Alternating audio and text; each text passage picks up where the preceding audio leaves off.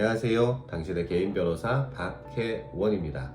이번 영상의 주제는 이겁니다. 제가 상간자 유죄 청구 소송을 좀 많이 하게 된 게 한 4, 5년 전부터 지금까지 계속 굉장히 많이 하고 있는데요. 여전히 많은 분들께서 저에게 이런 질문을 던집니다. 변호사님, 이거 불륜 맞죠? 이거 불륜 아닌가요? 내지는 이거 불륜 아닌데요?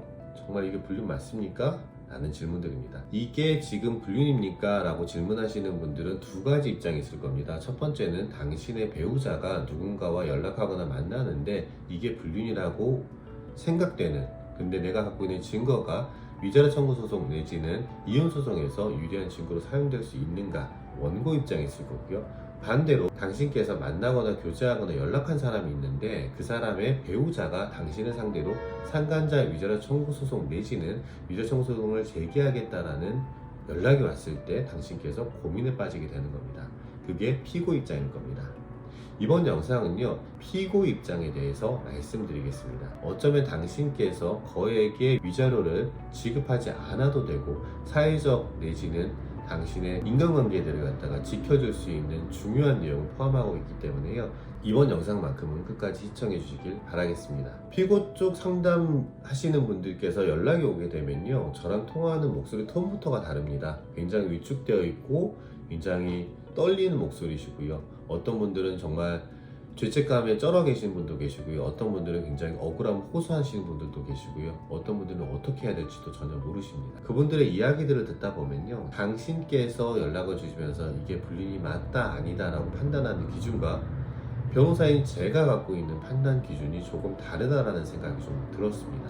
그 이유는 이렇습니다. 불륜인지 여부에 대한 판단 기준들은요, 일반적인 도덕관념이라든지 아니면 당신 스스로의 양심 를 기준으로 하는 경우들이 적지 않습니다. 그리고 어떤 분들은요, 사회적인 평가에 대한 두려움들도 굉장히 큽니다. 그렇기 때문에 제가 말씀드리는 판단 기준을 한번 보시고요, 그 판단 기준에 따라 가지고 본인이 불륜이라고 인정을 할 것인지 불륜이라고 인정하지 않을 것인지를 갖다가 한번 판단해 보시면 어떨까요? 제가 말씀드리는 판단 기준은 이렇습니다. 상대방이 소장을 제출할 수 있을 만한 증거들을 얼마나 갖고 있는지가 저에게는 판단 기준이 될 겁니다. 당신의 기준이 어떤 심리적인 당신의 양심, 도덕관념, 그리고 사회적 평판에 대한 두려움, 요 기준이라 그러면 제가 가지고 있는 기준은요, 객관적, 법률적인 증거에 의해 가지고 불륜으로 판단될 수 있을지 없을지에 대한 기준이라는 것들을 좀 나눠서 설명드리려고 합니다. 예를 하나만 들어보겠습니다.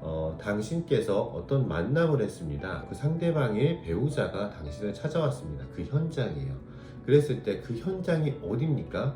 만약에 스타벅스라든지 타멘탐스였다 그러면 이건 불륜으로 만났다고 하더라도 그 커피숍에서 만남을 갖고 모텔로 이동할 계획을 당신 속마음으로 갖고 있었다고 하더라도 불륜의 증거로 사용되기는 어렵죠. 반대로 당신께서 어떤 모텔에 있었는데요, 그 남자가 어떻게 알고 찾아왔습니다.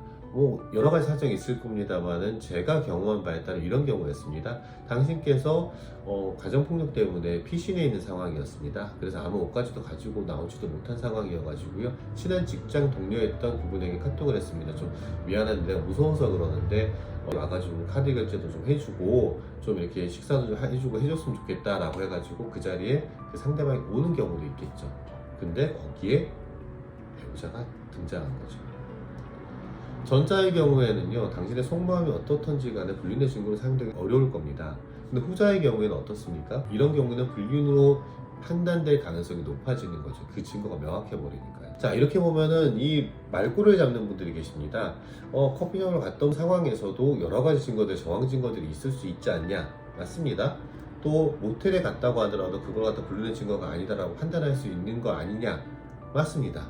그런데 제가 지금 이 극단적인 예를 들어서 말씀을 드리는 거는요, 이 기준으로 상대방이 가지고 있는, 원고가 가지고 있는 증거들을 조금 하나하나씩 검토를 해볼 필요가 있다는 거죠. 당신께서 가지고 계신 지금 소장이 있습니다. 소장에는 주로 이런 내용들이 들어가 있을 겁니다. 원고와 그 배우자가 어떤 관계, 혼인관계 내지는 사실혼관계를 어떻게 시작을 했고 나름대로 원만한 가정생활을 했다 라는 취지가 들었을 거고요. 두 번째는요, 피고와 소외인이라고 하는 원고의 배우자가 어떤 식으로 부정행위를 했다, 그 부정행위의 증거는 이러이러이러하다, 이랬을 때 대법원의 판결은 이렇다, 위자료가 이만큼입니다. 크게 세 부분은 나눠져 있죠. 그래서 당신께서는요, 그 중간에 두 번째 있는 부분들에 좀 집중을 하셔야 됩니다. 집중을 하셨을 때 증거가 붙어 있는 게 있을 거예요. 그 증거는 대부분요, 영상 증거 내지는 녹음, 카톡, 문자 이런 내용들일 겁니다.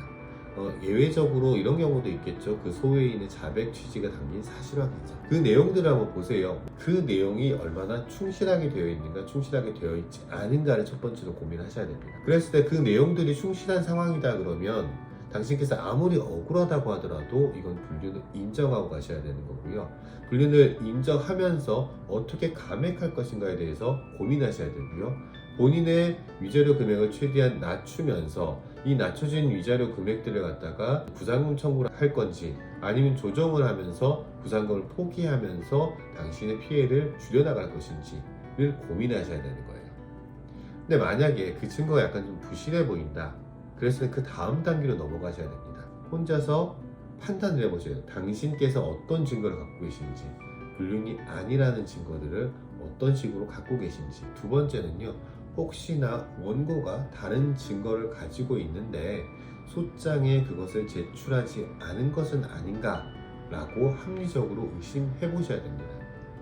그 과정들을 통해 가지고 당신께서 불륜을 인정하고 갈 것인지 인정하지 않고 갈 것인지를 갖다가 당신의 변호사와 좀 깊이 있는 상담을 통해 가지고 1차적으로 결정을 하시는 것들이 좋을 것 같습니다. 불륜인지 아닌지 좀 애매한 부분들이 있는데 당신께서 마음에 품고 있었어요. 저 사람이 좋아한다는 말을 했을 때 내가 거절은 했지만 그 사람에 대해 가지고 나도 호감이 있었기 때문에 만나면 안 되는데, 카톡하면 안 되는데 밤 10시, 11시 넘어가지고 만나거나 연락한 적도 있어요. 죄책감이 느껴져요. 같은 여자로서, 같은 남자로서 내가 해서는 안 되는 행동을 할 것 같아요. 그랬을 때 상대방을 만나거나 연락을 하면서요, 스스로 자폭 아닌 자폭을 하는 경우들이 있습니다. 그런 경우에는요, 그 이후에 당신의 행동들이 굉장히 힘들어집니다. 선택지 자체가 없을 뿐만 아니라요, 상대방 원고의 마음의 위안이 되기는커녕 오히려 더 자극하는 경우들이 적지 않을 거고요.